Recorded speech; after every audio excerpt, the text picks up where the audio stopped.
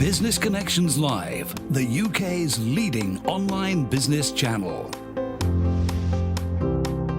Shortly.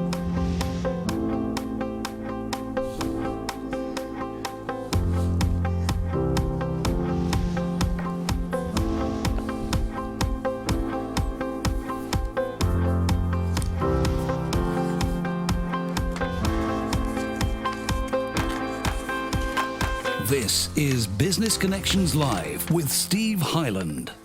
Hello there, welcome along. This is Business Connections Live, the program for entrepreneurs, SMEs and business owners.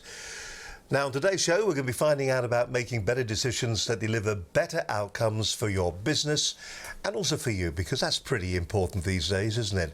Joining me in the studio is an old friend of the program, Jim.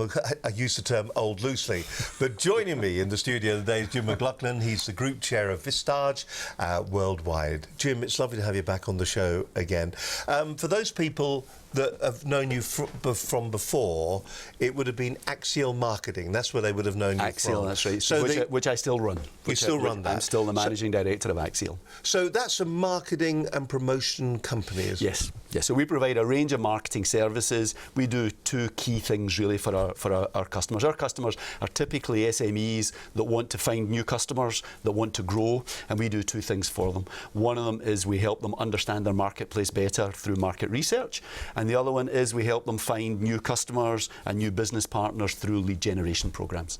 All right, so that's the old business, but you've got a new hat on today. Well, that business continues. So I'm still the managing director of Axial, and that continues. But I'm particularly interested now in working with Vistage, and that for me that's developing some existing interests. I do a lot of training, coaching, and mentoring through Axial, and that's an area that is of particular interest. And Vistage gives me the opportunity to be more involved on that. It's a name I'd never heard about until we started talking about it. Tell us a little bit about Vistage and what it's all about. Where does it originate from and exactly what is it? Sure, okay. So Vistage is actually a company that was founded in 1957.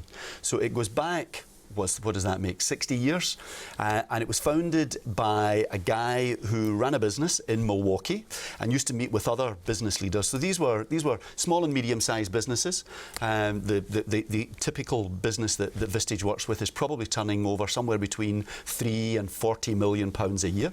So he would meet regularly with other business owners and business leaders and talk to them. They would talk amongst themselves about the kind of issues that they faced, and what became really apparent was that they all faced very similar issues. And anyone who's involved in a business and talks to another business leader knows that the kind of issues that we face, whether they're personnel issues, they're issues around finance, they're issues around compliance, mainly they're issues around growth. How do we find customers? How do we find more customers? But they're all very, very similar issues, no matter what business they're in. And he set up a group of local business leaders where they would meet once a month, and essentially it became an advisory group where each of them would support the others, and they could come and discuss their issues in complete confidence. And over the years that's grown, and now Vistage is an organisation which comprises 22,000 members worldwide. Wow. So they're business owners and business leaders. 2,000 of those are in the UK, and it's the largest organisation of its type in the world. I suppose from the outside it looks like a networking organisation, but it's not about finding other jobs, it's about understanding and sharing skills, isn't Absolutely, it? absolutely. And I think what I would say, Steve, is there can be a networking element. So you're going to be working, anybody that's a member of a Vistage group will be working typically with a group that might range in anything from 8 to 16 or 17 members, and they'll regularly meet with members of other groups. But the fundamental point isn't really about networking. It's not an organisation that you would join typically to find new customers. It's an organisation that you would join to work with other people like you who have the same kind of business experience, the same kind of life experience, and are looking for the same things. What are the typical kind of subjects and topics that come up at a meeting in general? Or because it's once again we said networking, it sounds more like that what it is. It's mentoring, but group mentoring. And I think that certainly encapsulates part of it. So a Vistage member will come once a month, has to devote a full day to coming to a meeting. And of course that's a big investment Yes, for it people is. to make. It's a big, big investment. Frequently, one of the most frequent objections is, I don't have time to be a member. You need to come on our day where we show you how to get more time. Absolutely, absolutely. And of course, the reality is, for anybody that's running a business, if you've not got time to take a day out of your business a month, that's maybe part of the issue that you have in your life, because it probably means that you're working too much in your business, that you're working on the day-to-day issues in the business, that you're the person probably that people come to for decisions. And most people that have been running a business for a while, that's not really where they want to be. So they'll come along once a month, the people who wish to be members, they'll come along once a month to a meeting, and that meeting is a full day, and it consists of two main elements. So in the morning, they'll have a speaker who'll come along to talk to them on a topic. This will be a world-class speaker. So this will be someone who, if you wanted to hire them themselves, would typically be charging thousands of pounds for a day. So they'll come along and they'll talk about an issue that can be an issue that might range from anything from artificial intelligence. What does that mean to SMEs today, and what will it mean tomorrow? It might be on Brexit. What does Brexit mean for SMEs? It could be on GDPR. If somebody knows that, by the way, could you get them on, can we get them on the show? Because I'm beginning to think that nobody really knows. Just the man to speak to. We know just the man to speak to. But I think, as we all know, nobody knows the answer on Brexit, because nobody knows what the question is at the moment. So anyway, so the topics can really be anything that you can imagine. You know, it can be around artificial intelligence, it could be anything around finance, it could be around legal issues, it could be around compliance issues. Lots of the discussions will be around team building. How do you build a world-class team?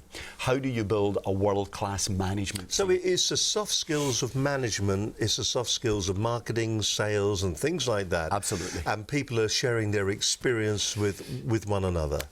That comes in the second part of the day. All right. So in the morning, the speaker will come along and will talk possibly for an hour and a half, and then the members will have an opportunity to ask them any questions that they want, and they find that usually tremendously helpful. So that would be the morning part of the morning session. The afternoon session is one of the three elements that Vistage members benefit from, and for me it's perhaps the key one.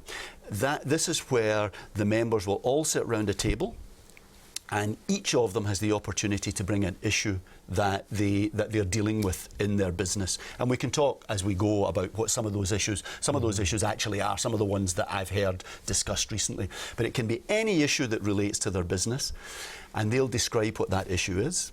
The other members around the table, if they feel that they've got some understanding, will ask further questions to make sure that they understand the full context of the issue. And the chair will ensure that everyone has an opportunity to input to that part of the discussion. Are you restricted by the quality of the people in each of the individual groups? It's like all organisations or all networking groups. Some networking groups are very active and they've got sort of very good contacts in it.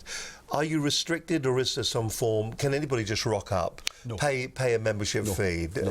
What's the criteria? So the criteria are that what we're always looking for are people who are curious, people who want to learn, so people who want to develop their business skills. Typically, people who are curious and want to develop their business skills also recognise that they need to develop their personal skills. You know, and those are personal skills that they'll be using in their business, and they're also personal skills, as for all of us, that they're also using in their personal life. So I'll go and meet someone who's indicated that they might be interested, and this always is a two-way conversation. So they may wish to be a member, and they may choose that they would like to be a member, or that this isn't really for them. And I would never ever push anyone, because I'm only interested in having people who A, can see that they can get benefit, and B, can actually contribute. So what we're not interested in is people who want to come along and sit and not contribute, because every member of the group gets most when all of the other members are engaged and they want to achieve the same things. When you step back, there must be common issues that come up on a regular basis, but just so that we can get a kind of an impression of a quick win. Yeah. Can you give us an example of someone who's come along and been able to maybe implement an idea or a discussion that they've had at one of the meetings into their business and have seen a positive feedback, a positive result from it? Absolutely. And, you know, I can talk about a number of those issues, but let me tell you about one recently. So I was at a group where a member who runs a small service business, very, very successfully in the UK and very successfully in another country, and had an opportunity to move into the North American market. At the time, he reckoned that to do that successfully, he would have to go and spend perhaps 3 months in North America. His wife wasn't keen on the idea of him going to North America, and he felt that he really had to make a decision between his business and his personal life. And the question was, what do I do? The other members around the table asked him a number of questions to establish what's the nature of the opportunity, what's the window of opportunity for that? Is it a window that's closing rapidly? When will that window be closed? What do you think you need to do? What's the minimum that you would have to do to take advantage of that? What would be the upside if you go? What would be the downside if you go? Once everyone had asked all the questions that they wanted to ask, the chair then asked anyone who felt that they could contribute positively to say, if I was in your shoes, this is what I would do. And we went round the table, and everyone that felt they had a contribution to make said, here's some things that I think that you might be able to do. And one of the common themes that came out was, do you really have to go for 3 months? Might it be possible for you to do some research and identify someone through that research that you could possibly go and meet for a shorter period of time and set that person up to then take your business there? He decided that he would do that, went away and came back the next month, and he had found a partner with whom he is now addressing that opportunity. So from the advice he'd been given, he was able to get some direction, he was able to see maybe an alternative. I suppose sometimes when you're in business, it's very easy to go down the rabbit hole, isn't it? You go down, you follow your own thoughts, it takes somebody outside, hence the reason for mentoring. It takes somebody outside of the circumstances to look in and go, here's the advice you actually need. Absolutely. To put it crudely, Steve, I used to be on a sheet of paper on a wall in my office, in an office that I worked in when I worked for another company, and it said, when you're up to your arse in alligators, it's easy to forget that you've come to drain the swamp. And that's a situation that I think we've all found ourselves in on many, many occasions. And what's always useful is to get a slightly different point of view. And if you can get 6 or 7 or 8 different points of view, invariably that's going to open up other options that you hadn't thought of, or options that you'd thought of and discounted. But if somebody asks you, so why wouldn't that work? And okay, so it wouldn't work for that reason. What if we tweaked that slightly and did it this way? Could it work that way? And that's really the value of a peer advisory group. All right, listen, more from Jim McLaughlin very shortly on this edition of Business Connections Live. Jim, of course, is the chair he's the group chair of Vistage Worldwide. More from Jim very shortly on this edition of the programme. We hope you're enjoying today's show. Slightly different than normal, but just finding out a little bit more. I think it's really important these days in business that there is some form of mentoring out there. And we hear a lot about one-to-one mentors. I sometimes do feel that a lot of mentors that you get, particularly in the one-to-one area, it's people sort of turning up and telling you the most common sense things, that you know what you need to do. I think the idea of a group of people discussing the issue and then putting their opinion forward, and that means the opinion is going to it's going to morph, it's going to develop, it's going to grow. And with all that knowledge sitting around the table in a group, then surely you're going to get the best advice that you actually need. It sounds like a great idea. Listen, we're going to be finding out a little bit more about what they do, also about how it delivers better decision making, probably what I was saying, a continuation of that, why continuous learning matters and why Visage members companies grow. This is an interesting statistic, actually, 2.2 times faster than their competitors. That's still to come on this edition of Business Connections Live.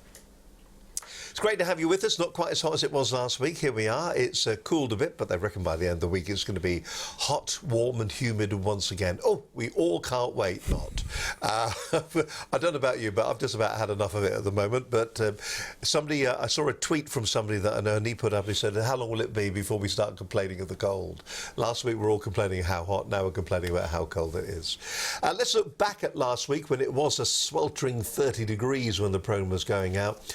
We had a fantastic guest. Troy Norcross was on the program. We were all talking about blockchain, what it meant to business, what it meant to you, and what blockchain was. And did blockchain and cryptocurrency, was it the same thing or was it two different things? Fascinating insight into what blockchain was about. If you don't know what blockchain is about, then I suggest you watch the entire program. Troy is a veritable fountain of knowledge on blockchain.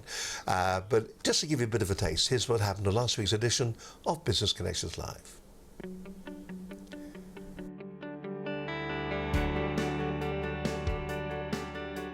Now, on today's show, we're going to be finding out about blockchain and how blockchain can be used to create incremental business value. I know that sounds a bit complicated, but if you've heard the word blockchain, you may have heard cryptocurrency also mentioned a lot of the time in the same breath. Are the two mutually the same, or is there a difference between them? What does blockchain mean to you? Is this something you can implement into your business? Is it something your business doesn't need to be worried about, or is it something that could add value to your business? That's what we're talking about on today's show. I'm joined in the studio by Troy Norcross. He's the co-founder of Blockchain Rookies. So blockchain can be really confusing. So I tried to, over a period of months, figure a really good example. And the example that I like to use is most people in business work with Excel. So if you've ever used an Excel sheet, we're going to start with an Excel as an idea. And every row is a transaction. And in the transaction, I've got things like a timestamp, a wallet I'm sending Bitcoin from, a wallet I'm sending a Bitcoin to, and how much Bitcoin I'm sending, and a transaction ID. So that's kind of one transaction. It's one row. If you have a whole bunch of transactions, a whole bunch of rows, and you group them together, that becomes a block. So that's the basis for one block. Everyone on the blockchain has an identical copy of that same sheet. We would all know if you decided to fiddle with the data on your sheet, because it wouldn't match all of ours. But more importantly, it's not just a sheet of cells, they're protected cells. In Excel, you can protect them with a password, which uses cryptography. Now, I get my next block, and my next block also protected, but it incorporates the password from the first block. It's understanding that there's a separation between cryptocurrency, which uses blockchain, and blockchain, which can be used for things other than cryptocurrency. I read a really good analogy the other day that says email runs on the internet, but not all things on the internet are email. A Bitcoin blockchain, the first one, came out in January 3rd of 2009, and that was kind of purpose-built with restrictions of 3 to 7 transactions per second max. There are new blockchains that are coming that'll do 30,000 or even more transactions per second, but they're a ways off. So we've got the whole performance issue as one. So in order for the blockchain to exist, we have to have people that are willing to do this verification and validation of transactions. Verification meaning I'm verified, it's my password, I'm authorized to do this. And validated meaning I have enough Bitcoin in my account to send from my account to yours. And then we need somebody to actually do the cryptography of adding one block to the next to the next. And you need incentives to be able to do that. Mining is the process of verifying transactions, validating transactions, and then making that link of one block to the next. So technology, in its best case, is invisible. So what I like to look at is what is the change in business strategy that's going to be disruptive. And it's trust and transparency that are going to come to the front. Whereas currently, trust and transparency hide, second or third tier down. Most people say, and some banker actually was quoted in the Metro last year saying, transparency isn't always profitable. Yeah, I know it's not always profitable, but in today, we've got lots of GDPR requirements, we've got more consumer power, more consumer awareness. Trust and transparency are absolutely going to be part and parcel of business models of the future, and blockchain is going to support that. So when you're thinking about blockchain, if you think about it as simple as an Excel sheet that's shared with lots of different people, you could put a variety of pieces of information in that, and it's trusted because everybody has an identical copy of that. That's the first thing that kind of, what is blockchain that you can explain to just about anybody. The second thing is the reason that DLT, distributed ledger technology, works best is across multiple distrusting parties. Because everybody has an identical copy, they don't have to trust each other, and in many cases they don't. So we say that blockchain is the platform for co-opetition. People that wouldn't normally trust each other because they're competitors are suddenly cooperating. We also talk about the fact that blockchain is for industries more than for companies. If you're building a blockchain just for yourself, you are by default centralized. And if you're centralized, you may as well just use a database. And those are the top three things that we at Blockchain Rookies want to help people understand, not just consumers, but also small and medium-sized and even large-sized enterprises. My name's Troy Norcross. I'm co-founder of Blockchain Rookies, and I really have appreciated being on the show today.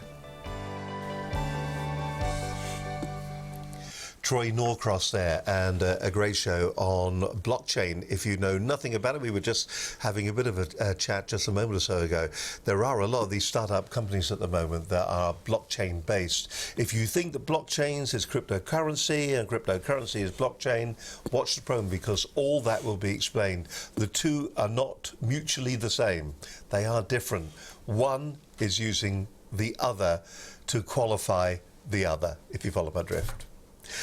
So Troy Norcross on last week's edition of Business Connections Live. By the way, if you thought the program was good, if you think this one is fantastic and you'd like to get in touch with us and have one of your own, or you'd like to be on the show to put your expertise to the front, then why don't you get in touch with us here at Business Connections Live? It's that easy to do. You can just drop us an email to this address. It is studio@businessconnectionslive.com. But listen, let's not stop at an email. Why don't we pick the phone up and have a proper chat? The telephone number is 01784 256 777. Or if you wish, you can follow our stream of consciousness on Twitter at BCL Business TV. Twitter shares dropping this week. I think that's very interesting, along with the problems that Facebook have got, of course. You can also watch the program on Facebook, of course, by simply going to our page there. Leave a comment about the program. In fact, if you want to, you can leave or ask a question for Jim right now about Vistage and everything else that we're talking about on this particular edition of the program. But the best place to go, with over 300 hours of great business advice for SMEs, entrepreneurs and business owners, is to go to our website at businessconnectionslive.com. You're watching Business Connections Live. My guest on today's show is Jim McLaughlin. He's the Group Chair of Vistage Worldwide. He's also the Managing Director of Axiel, who are a sales and marketing organisation. They'll come into you and they'll help you out there. He's the MD of that. But today we're talking about Vistage and what they can achieve. It's a peer-to-peer advisory model, which is what we're talking about. And I really like that description. Absolutely. We were kind of talking just a moment or so ago about how it helps deliver better decision making. Do you think we're good at decision making? Business startups, entrepreneurs, medium-sized companies, are we as good as we think we are at business decision making?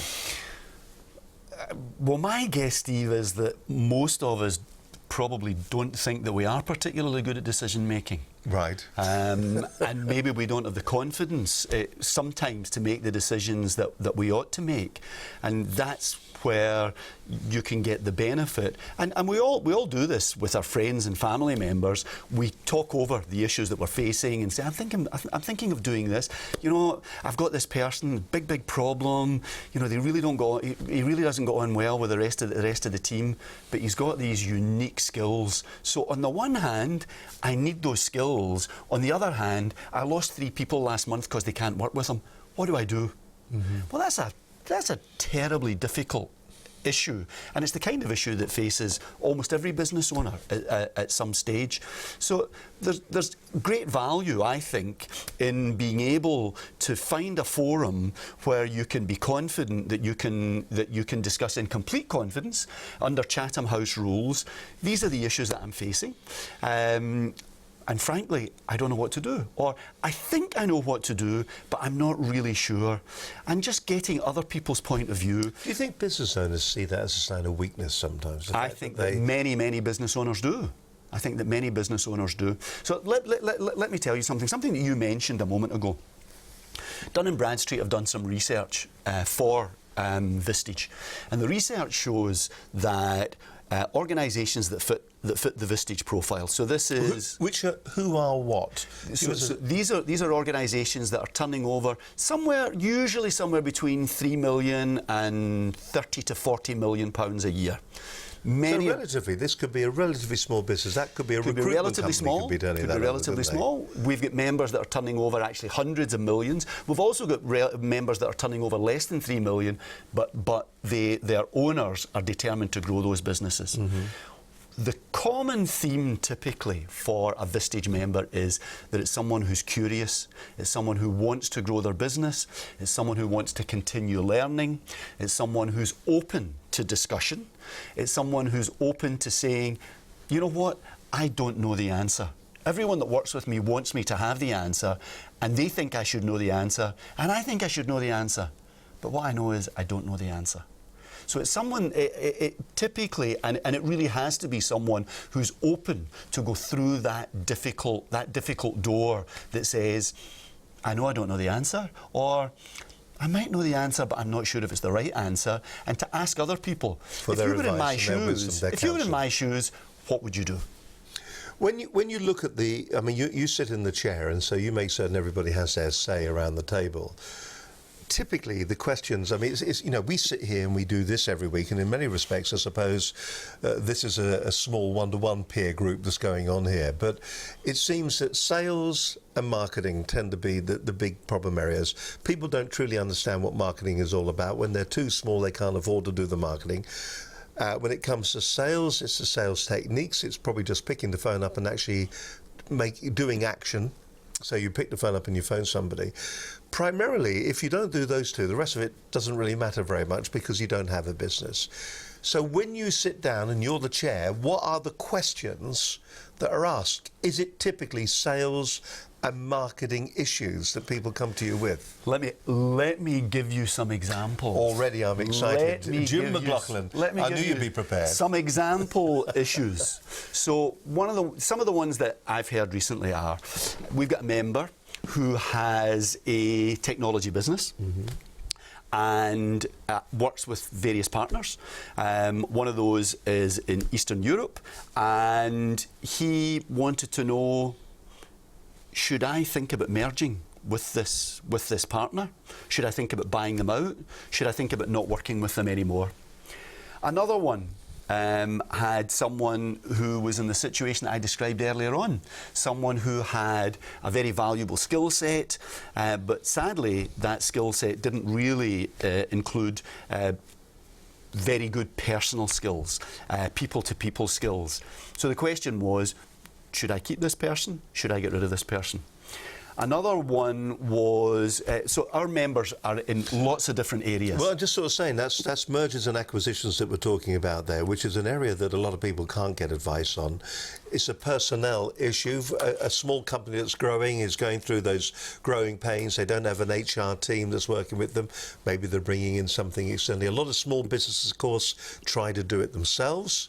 Yeah. And they get into all sorts of mess because it becomes a bit personal all of a sudden.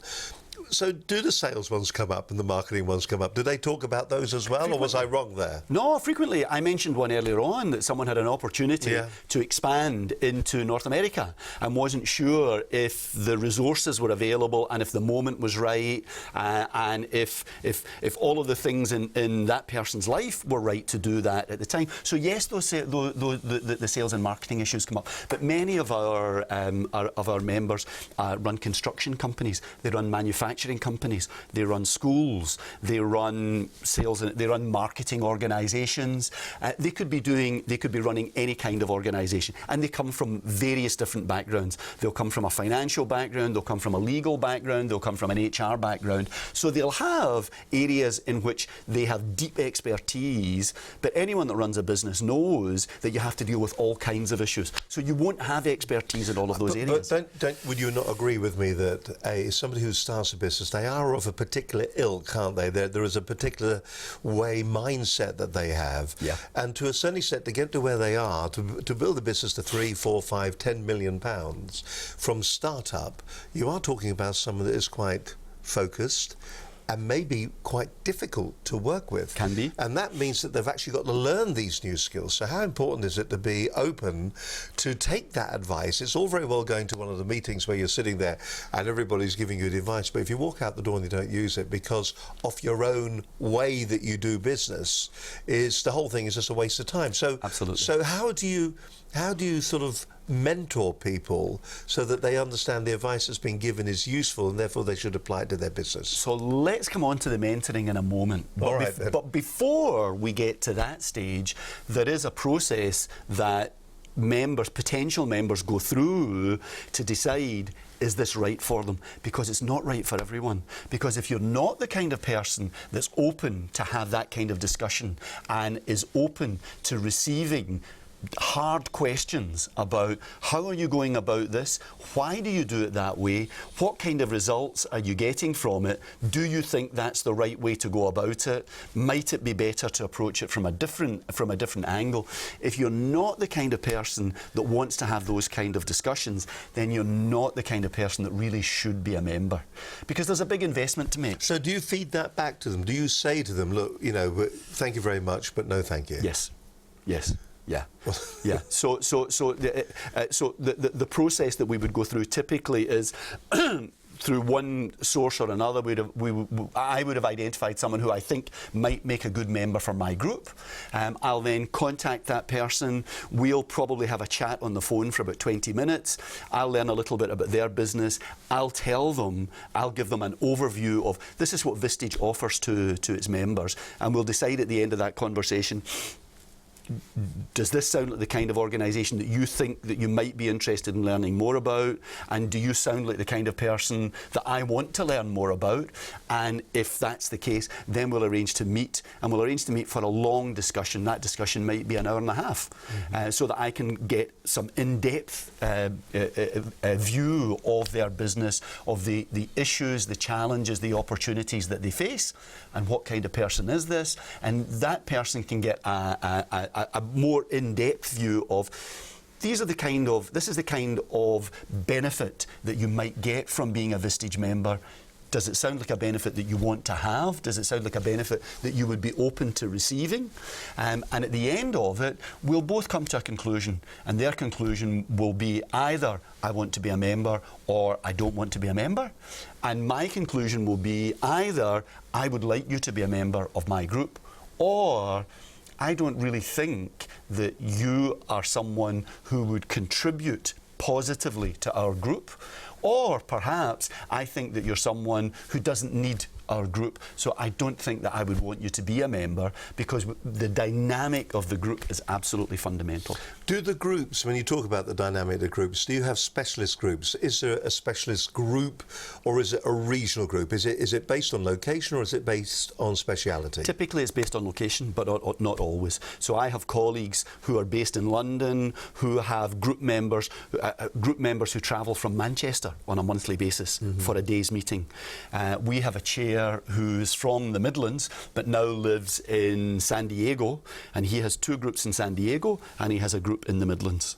And sometimes he chairs his group by Skype, and he travels a lot between the UK and San Diego. So typically it'll be location based. So my group is based in southwest London, Surrey, and the area around Heathrow that extends out to Slough, for example, and up to Uxbridge. In a moment, we're going to get into the nitty-gritty of what the potential costs might well be and find out how we get that back within the business. I think sometimes companies don't realise that if you take somebody out of the field for any length of time, you could well be looking at a bill, particularly if it's senior management, of maybe £1,500, £2,000 a day if they're out of the business. So we'll be talking about how you justify that, what kind of costs we're going to be talking about when it comes to joining one of the groups. My guest today is Jim McLaughlin, Group Chair, Vistage Worldwide. Great to have your company as always, and as always on a Monday we are live here from our studios in Shepparton. Tell you what we've just been doing recently, just been doing a load of media training for a number of different companies. Been really interesting, and Linda, just before I started, Linda said to me, Steve, let's just mention that, because if you think it's very straightforward, if you'd love to get the opportunity to come into the studio, I'll give you the address shortly, but if you'd like to come into the studio and actually learn the techniques that you should use, I mean, the thing is that you have an image reputation that you've got to sort out. If somebody was to come to you with a microphone or a television camera, that maybe a radio or a TV interview, would you be able to defend your brand, your product? Would you be able to give a good account of yourself off the top of your head? If someone was to ask you what you did, would you have that 1 minute pitch in your mind's eye, something that you could deliver down the camera? Well, we do that kind of media training, and if you'd like more details, I'll give you the email address and the telephone number in just a few moments' time. But before that, let's go back to one of our previous programs, How to Enhance Customer Experience. Jerry Brown, the customer lifeguard, joined me on the program recently. He was talking about the winning formula for building lasting and profitable customer experience and relationship. In his word, when the customer wins, everybody wins. It was a great show. Some key takeaways from that are what we're going to show you right now. So let's go back to Business Connections Live 216 February this year, when Jerry Brown joined us on Business Connections Live. So I'm Jerry Brown, the customer lifeguard. I am on a mission to save the world from bad customer service, and I'm trying to do it one customer at a time. But I think the point I would like to leave you with is really just to say what I just said to Steve. As an organization, as a company of any size, you do control your own destiny. You do control the ability to deliver a great customer experience. And you will probably find that if you bring this to your employees, they will absolutely engage with you. We've heard about employee experience, how important it is. If you make the point to them that this is great for everybody, that this is something that they can participate in, they're not being told they must do this and they must do that, they play an active part, it will make a huge difference. Because as we said off the top, when a customer wins, nobody loses. The microphone. There we go. Hello there. Welcome back. Jerry Brown there. And a fantastic show from Jerry. And it was all about how to enhance customer experience. Jerry, just a great bloke, actually. Interestingly, Jim was just reminding me that it was Jim that introduced Jerry to us here at Business Connections Live. So for that, thank you very much. Jerry's been on the program a couple of times. If you're into CX, customer experience, then Jerry is the guy to go to. And as I said, he calls himself the customer lifeguard. Now, by the way, I was talking about media training in just a few moments or so ago. If you do want to find out more about our media training courses that we run here, there's a great book as well that is available on Amazon. Put in Steve Harlan, it'll come up. It's called How to Handle the Media. The book is available to download on Amazon. You can just drop us an email to studio@businessconnectionslive.com. Let's just see how quick we can get that there. There we go. Or if you want to, you can have a word with either myself or Linda Bazan, who of course also specialises in GDPR. You can give us a ring on 01784 256 777. You're watching Business Connections Live. My guest today is Jim McLaughlin. He's the Group Chair of Vistage Worldwide. And lovely to have you on the show. And just before you ask me another question, Steve, let me give an unsolicited testimonial, because the media training that you do, I know, is excellent in terms of media training, but the media training that you do is also excellent for any basic marketing communication for any company. If they go through your training, they'll have a much better idea of how to present their company in any situation, whether that's when they're speaking to a customer, they're speaking to a prospect, or just in a networking situation. So I would advise anyone that's got any interest at all in your media training to bear that in mind, that there's a much broader arena that they'll benefit from if they go through that training with with you. Well, it's good that you say that. Thank you very much. And I didn't expect you to be doing that. But the thing is, it is important because it does seem that in our business environment, in our business life, within your groups as well, it is all down to communication, isn't it? It's all about being able to... All about communication. Just to get to the point quickly. A lot of people, I find, tell linear stories. They start at the beginning, once upon a time, they work their way through, and then they get to the point. And in business, we don't have that time anymore. Get to the point and then support it with your story. But get to the point first. Get One the of information. the things that I tell people when I'm training them in sales and marketing is you need to get your essential message across in as few words as possible. So you need, and you mentioned that earlier on, you need to sit down and think about what is it that we do as a company, what's the value that I can deliver, and that goes in every situation because the message that you have in one scenario isn't necessarily the same message that you'll have in another scenario, but those messages always have to be clear, concise and brief. Clear, concise and brief. Thank you very much. That's and very good advice, I think, to anybody in business. If you are in business and you're a bit of a waffler, just stop. Just come back a bit, because you just don't have the time in business anymore. They keep going on about the attention span of people when they're watching videos.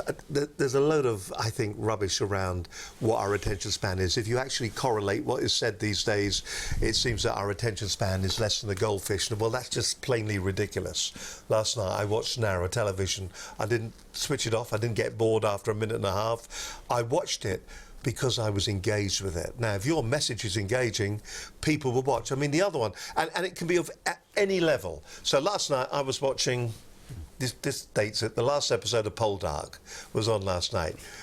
There's more to come. The tears were welling up. But I'll tell you what, this week, have you been watching Love Island? Love Island has had exactly the same effect on a different demographic. 4 million people were engaged with Love Island. It wasn't, and that is the demographic that people are talking about. The demographic that were watching Love Island is the demographic that's got a short attention span, yet they were watching the entire programme because they were engaged with it. If you're not engaging with your audience, if you're not engaging with your customers, then you are missing a trick. Look at what the media is currently doing at the moment. Look at the tricks, look at the techniques that they use, and then apply that to your own business. Enough of this soapbox. Let's get off it, step down a little bit for a moment and ask you about mentoring. Yep. Why this form of mentoring over any other mentoring? Well, when you say why this form of mentoring, I think it's important This group to say, mentoring. Yeah. It's not really instead of mentoring. But it feels like it could be slightly gladiatorial, couldn't it? In as much as you're putting yourself up, you're displaying your problems to a group of people, and invariably people, sometimes aren't as positive as we like them to be, or their bottoms are 10 times smarter than yours. You could certainly imagine that it could be like that. It's my job as a chair to make sure that the right chemistry is there in the room to ensure that that doesn't happen. As I mentioned, everything that gets discussed in a Vistage meeting is discussed in absolute confidence. It's under Chatham House rules, and everyone who wants to be a member has to buy into that. So what you actually find, the reality is that people are extremely open, and they don't just talk about business issues. They'll talk about personal issues. Sometimes people will talk about their marriage. Sometimes people will talk about their health. Sometimes people will talk about their relationship with substances that they might take too much of. Blimey, this sounds like a heck of a group. There has to be an absolute foundation of confidence.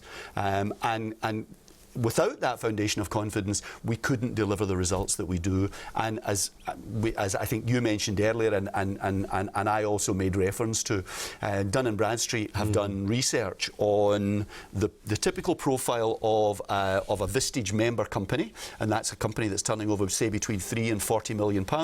So it's an SME, and non-Vistage member companies, and they found that Vistage member companies grow 2.2 times quicker than non-Vistage member companies. Does the group hold the individual to account? Absolutely. So the sessions where we process issues are all about people being absolutely honest about the context of the issue that they're facing, and the people that are listening to those issues asking tough questions. And then at the end of the process, each of those people who have asked questions will say, I think I have an understanding now, a good understanding of what your issue was.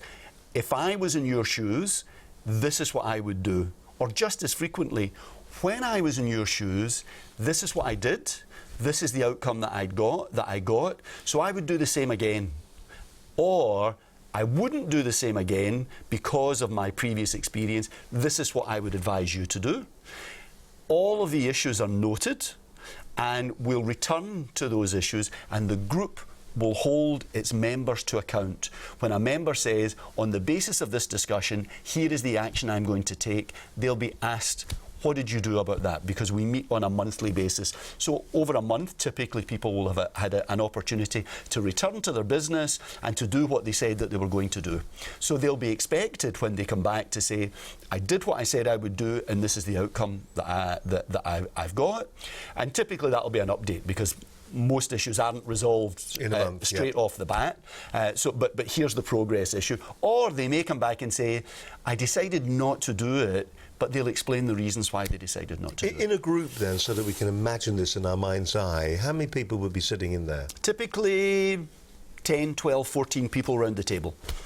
So quite a diverse range of people. It will always be a diverse range of people. So typically you might have a manufacturing company, a construction company, a media company, a marketing company, somebody who works in finance, somebody who works in the law, I think I mentioned marketing, a technology company, and these will all be non-competitive companies, because that basis of trust is absolutely fundamental to the group. So I would never invite someone to join the group that was going to be in direct competition with a member, or there was a perception of competition.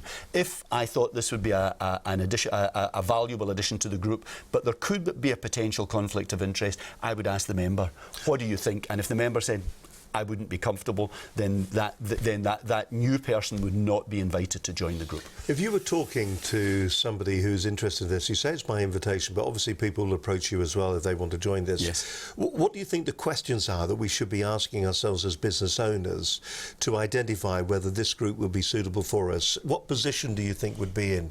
Is it a case of that we're doing okay, thank you very much indeed, we're a £15 million turnover company, need a little bit of advice. What do I do now? Where do I go to? Are there a number of questions? Are there 3 or 4 questions that will actually say, yes, you are perfect to be a member of the group?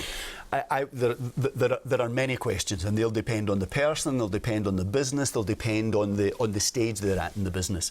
So I guess the way that I would prefer to respond to that question is to say, typically somebody who might be interested in joining Vistage will be somebody who's at a point in their life where they're not entirely happy with the way things are. And that could be for a variety of reasons. It could be that their business has grown to that £15 million or that £5 million or that £20 million point, and it's stopped growing. It could be that they've grown from £3 million to £10 million in a year, and their organisation hasn't responded. You've got those growing pains there. Adequately. So they've got growing pains there. Frequently the issue that many people have is, I've got a really successful business, and I thought by the time I got to this stage in my life I would be happy and I'd have time to do other things, and I don't have. And that typically is people who are working in their business rather than working on their business. It's an expression that we hear a lot. I mean, is this a big issue that you see with people in business on these middle-sized companies, that the whole work-life balancing, that we invariably seem to get it wrong? I would say that that's probably a situation that everyone who's ever set up a small, medium-sized business is either going through or has gone through. Because if you're starting a business from scratch, and typically Vistage members have started their business. Many of them haven't. Many of them will have bought a business or inherited a business, or their business might be a school, for example. But so they may be a manager. So it's that diverse then? So it could go all the way from privately or publicly owned schools? It could be either. Really? So it's it's if you're in a position of management, that's when this can actually be effective for you. So it'd be business leaders. It would be organisation leaders. So typically it will be business owners, but we have many members who run charities, for example, who run housing associations, who run schools. So it would be business owners, business leaders, and organisation leaders. When you look at some of the businesses that you see out there and you hear some of the problems, are we a nation that is getting better at being leaders, or are we successful spite ourselves? That's a really interesting question, Steve. And I think that I would say, if you look at productivity figures, we're not getting better at it, because if you look at international productivity leagues, we don't perform well. We don't perform well, for example, against our Scandinavian peers. Well, they say we work longer, we work longer hours, and when less productivity comes out of us. And we've got less productive. What we are is extremely flexible and extremely entrepreneurial, and that's a change in your lifetime and in my lifetime. When I started work, when I left university and started work, there were a couple of choices. You go into business, you go into the civil service, or you go into some level of education.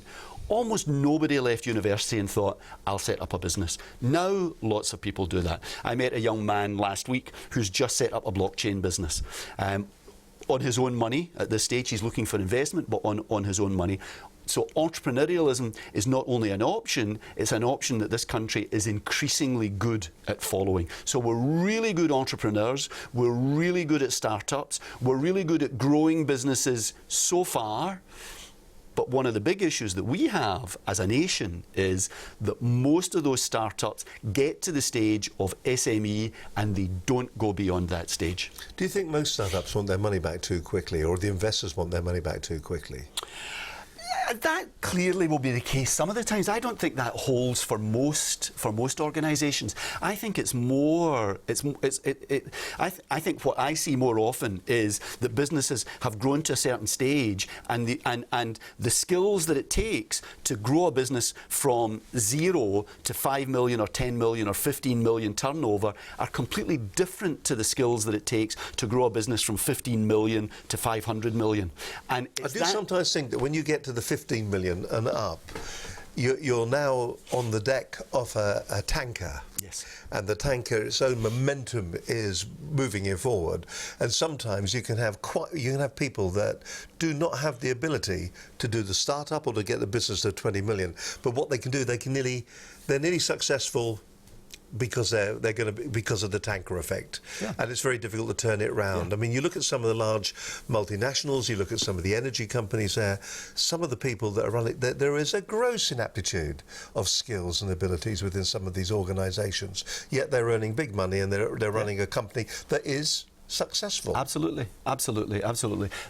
I think that one of the big issues that's faced by anyone who starts a business and then wants to grow the business is that change in the skills that are required. So typically they start off and they are full of enthusiasm, and everybody that works with them is full of enthusiasm because there are only 4, then 6, then 8, then 12 of them.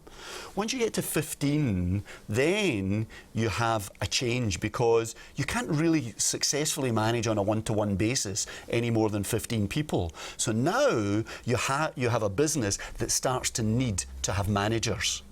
And so you have to go externally and find those managers because you don't have those skills amongst the people that grew the business, because their skills they're really dynamic, they're really excited by what's new, they want to get out there, they want to build something that's new, they want to hack a path through the jungle.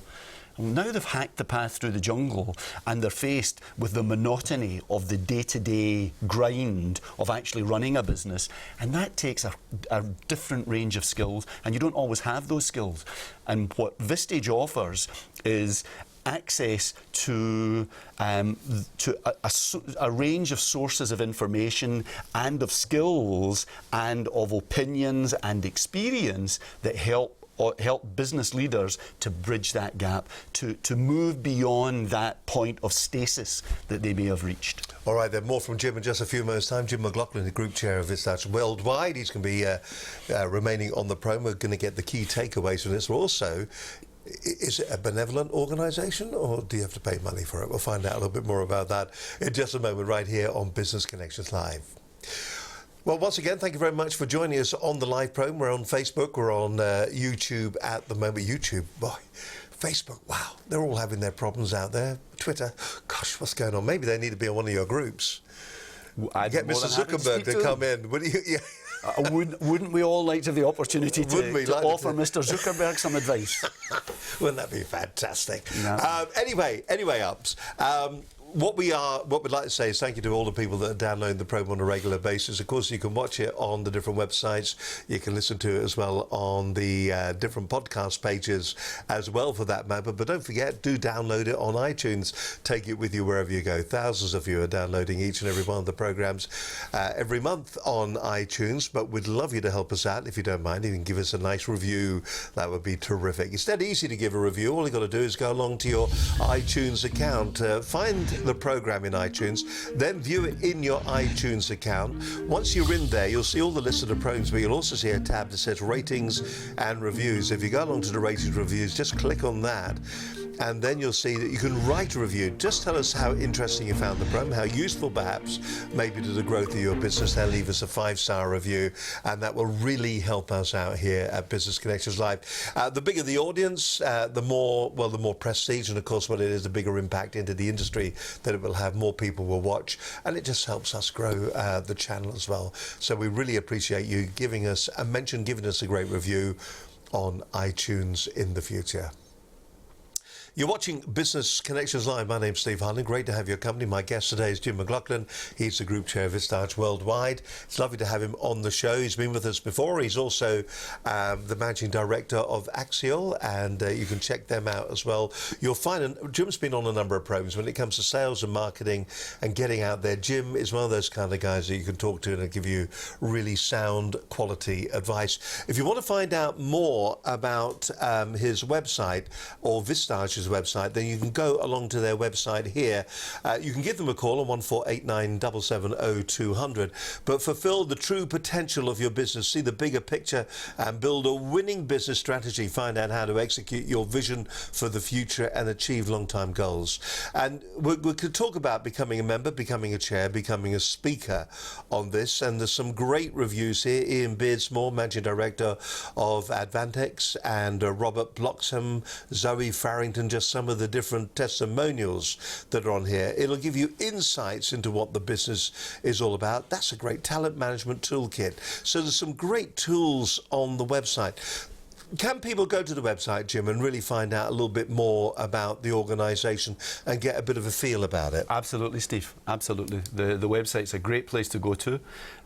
You'll get a very broad view of what the Vistage package consists of, and you, as Steve's just pointed out, you can look at some very brief videos. They're only a couple of minutes long, where members are talking about their experience and what they're saying is this is how Vistage has helped me grow my business, and it's helped me grow as a person. Typically, that's what you'll find in those videos. So you'll find a whole range of resources on the website. So please feel free to take a look at it. Now, there's going to be a cost to all of this, surely, because no organisation can survive without having some. There's a lot of people that are out there that will have some form of business club, effectively. What kind of costs are we looking at? And, you know, we're talking about a £3 million to £50 million business is the kind of turnover that we're kind of starting at. We've got to remember that if we take anybody out of the office for a day, which is what that's going to cost us a couple of grand to do that. Yep. We sometimes don't monetize that decision to do it because we think, you know, take them out of the office, it's for free. It isn't. It's going to cost you money. What kind of money are we talking about here? So let's talk about the larger investment before we talk specifically about the money. Good answer. Jim. So there is a very significant investment. So anybody that wants to be a member of Vistage has to be prepared to give up a day every month, a day of their time, to attend a meeting. And I mentioned what the meeting consists of. In the morning, they'll get a world-class speaker. That is a big investment, isn't it? That's a big investment. And it's the biggest objection that people have. They say, I can't do that. I need to be in my business and I can't afford to take a day out every month. And my response to that would be, if you wanted to talk to me about the benefit that you can get from Vistage, but you feel that you can't take time out, then you're precisely the kind of person that would benefit most from joining Vistage. Because most Vistage members will tell you, and you'll see on those videos, they'll say, I thought that I couldn't afford the time, and what I found is that I now manage my business much more successfully, and the outcome of that is what I mentioned earlier on. The Dun & Bradstreet research shows that Vistage member companies grow 2.2 times faster than non-member companies. So what making that investment of a day a month in Vistage gives people is access to a whole range of information, advice and business strategies that enable them to manage their business better, to deal better with the issues, the challenges and the opportunities that they're seeing on a daily and a weekly and a monthly basis. So that's the first part of the investment. There's also an element of the Vistage package which is coaching and mentoring. So each chair gives a one-to-one session once a month to each member of the group, and that can be coaching or mentoring or a combination of both. So there's the day a month that people will give up out of the office, and then there's another session that they have, and obviously there is a cost investment. There's a financial investment as well, bearing in mind that our member organisations typically are turning over £30 to £40 million a year, and there is a learning and development budget and a training budget there. What we're suggesting is that the owner of that business or the chief executive of that business invests £1,000 a month in their own personal development, and the benefits, as I mentioned before, are there to see. But to be honest, £1,000 a month for a company that's turning over £15 million for their CEO to have all this advice, all this knowledge, is actually just nothing. I think if you spoke to most Vistage members, that's exactly what they would say. That's exactly what they would say. So the real investment is the time investment.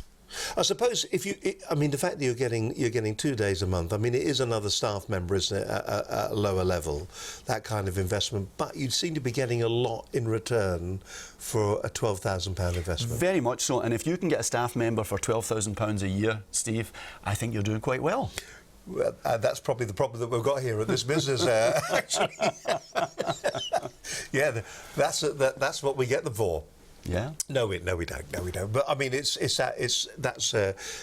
nearly somebody that's just coming in who's looking for experience or whatever. Yeah. And in addition to that, to those monthly meetings, we hold regular open days where we have truly world-class business speakers, people who've walked to the polls, people who've skippered the winning yachts and round the world races, come along and talk about leadership and what it takes to be a world-class leader and to build a world-class leadership team. And that's all included in that annual investment that a member will make. I noticed when I was looking at your speaker bureau that you've got a whole cross-section of different people who speak there, but you seem to major on leadership. If we just go down, you can see that we've got Beyond Business, Boardroom Facilitators, Internationals, Keynote Conference, People Management, HR, Marketing, Retreats, Sales, External Factors, and so on.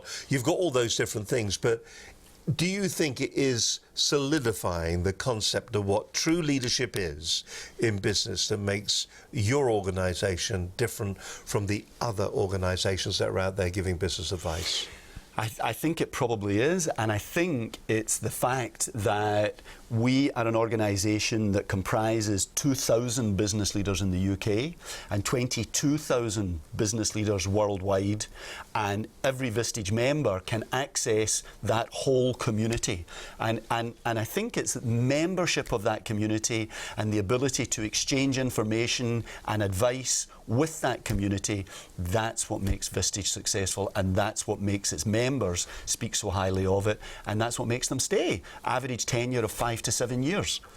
I'm going to ask you in just a moment to give a bit of a brief summary, a brief takeaway, but from the businesses that you've spoken to, what do you think the singularly, or maybe it's multiple, but the singular big win is for them when people come back to you and they say, you know, we're getting a lot out of this and it's making me feel personally how? What kind of things do they say to you about it? The end of the day, when you've done a day's worth of mentoring, or they've been there at one of the meetings, they've shared their ideas, they've shared the advice, what are the kind of comments that you get back? The kind of comments are, when I brought a problem to the group, I hadn't slept for 3 nights, and having discussed that problem, I didn't have the solution. I didn't know if I could implement the solution, but I knew what I had to do to address the problem, and it lifted that burden off my shoulders. One of the most frequent things that people say is, I now have the work-life balance that I wanted, and the one that I thought that I would have achieved 5 years ago, but I had never managed to achieve. There we are, Jim McLaughlin, my guest today on Business Connections Live. We're going to ask Jim to look straight down one of our cameras and give you the key takeaways that you need to remember if you're interested in this. Once again, you'll find all the details if you want to go to our website at businessconnectionslive.com. If you go to the website, you'll find all Jim's contact details. You'll find out more about Vistage as well. There's the web address on the screen right now, businessconnectionslive.com. We've also got a PDF that they can download from the page as well. Is that correct, Jim? Yes. So there's also a PDF that you can download as well that will give you more of an insight into what they're talking about, and perhaps it'll give you the opportunity to sit down and just a little bit go to their website and find out more about what they're offering. Jim, camera number 4 is sitting over there. It's waiting for you. If you can just say who you are, where you're from, and I'll tell you what, just come a little bit towards me, just a wee bit. There you go. You're looking great, sounding magnificent. The airways, Jim, are all yours. My name is Jim McLaughlin. I'm the Managing Director of Axial, a business development company, and I also chair a Vistage group in southwest London and the surrounding areas. Vistage offers a unique package of resources to accelerate business performance. Those resources include monthly meetings with non-competitive business peers, so people who are running businesses which will not be competitive to yours. It includes one-to-one executive coaching and mentoring sessions. It includes regular access to expert speakers and interactive workshops on a broad range of topics that would cover every aspect of how a business should be run, and also many areas of personal skills and personal development. It also includes, as a community of 22,000 business owners and business leaders worldwide, an enormous online library of content, best practice, webinars and more. We help our members to process issues, to reach better decisions, and we do that by enabling them to talk candidly about the decisions that they face, on the opportunities and challenges that their businesses face, where fellow members will listen, ask tough questions, and then offer their advice on how they would address the same issue if they were facing it. So we're a confidential forum of experienced executives who rely on each other for wisdom, advice, and counsel. We've got direct access to some of the world's leading speakers on business topics, on leadership topics, and on personal development topics. And you can, as a member, you'll be able to listen to those people, to ask them questions, and to gain from their advice. The last thought I would leave you with is that Dun & Bradstreet research, as I mentioned earlier, has demonstrated that organisations which join Vistage grow more than twice as fast as organisations of a similar profile that are not Vistage members. If you'd like to learn any more, Steve has already told you where you can contact me. You can find me at any of those places, or on LinkedIn. If you look for me as Jim McLaughlin at Axial, that's AXIALL, you'll find my profile and you'll find a lot more about Vistage. Absolutely fabulous, and my thanks to Jim today for joining us on the programme. Jim, it's been a real insight. It's been really interesting and different as well from what we've talked about in the past, so thank you very much indeed for coming. And it's been a pleasure, Steve. As always, it's always a real pleasure to share the screen with you. We chew the cud, don't we? That's what we do. Listen, it's been absolutely fantastic today. I hope you've enjoyed today's programme. Hope you found it interesting. If not interesting, but also maybe intriguing as well, if you go to the website, you'll find there is a PDF that you can download. But don't forget, you can also go to their website, and the website is here. It is vistage.co.uk. Just go to their website, enabling leaders to achieve more. Well, there you go. That practically wraps up today's programme. Thank you very much indeed for your company. Hope you've enjoyed today's programme. We're going to take a bit of a break during August. There will be the odd programme popping up through August, maybe one of our highlight shows, but we'll be back again in September. Some of the guests we've got coming up on future programmes include Timothy Cooper, Business Development Director at the AA, Taz Thornton, who is an inspirational speaker, author and motivator. Rachel Wild from Monochrome is going to be joining me on the programme in the future, along with the likes of the #1 motivational speaker in the UK, Brad Burton. Deborah Hume from Minerva Engagement, she'll be coming in. She's a fascinating neuroscientist, but also an expert in HR as well. That's just some of the people that will be coming up in September for the rest of the year. But listen, why don't we do it all again in a month or so's time? We'll be back in September. Till then, have a great summer holiday. From all of us here, bye for now. Bye-bye.